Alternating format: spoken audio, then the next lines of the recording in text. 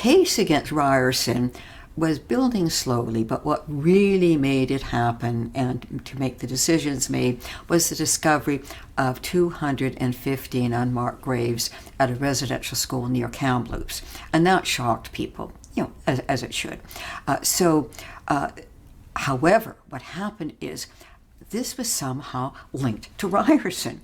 One of the things that people did to remember the children who died there was to put their shoes out at the place, and this happened at other residential schools as well.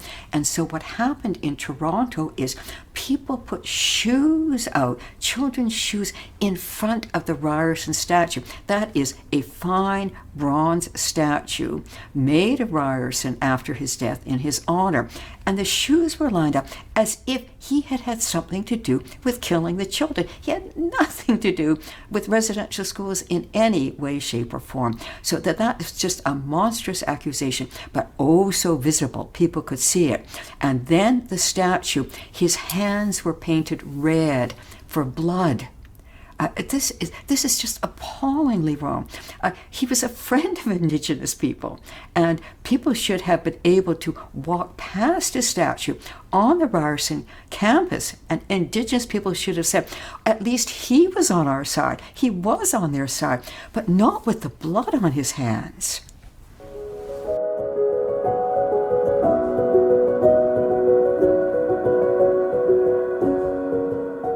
The statue was actually taken down by Mohawk warriors.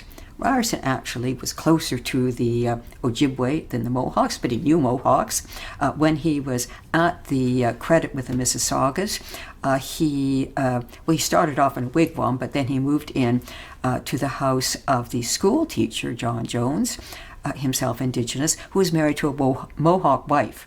And so he knew Mohawks, and after the wife died, sadly, after childbirth, he attended the funeral and paid a tribute to her. He knew Mohawks were amongst the Indigenous people. He certainly knew. But they took down the statue. They cut off his head. It was thrown into Lake Ontario. It was later taken out and taken to Caledonia by the Six Nations and put on a pike. It's just appalling to see this. Hitler, at the end of Second World War, had himself, he committed suicide, and he had himself cremated so that his body could not be disgraced that way. And this is something that's only done to the most horrible of people. And here is a friend of Indigenous people, a brother to the Indigenous people, being treated just as if he were the enemy.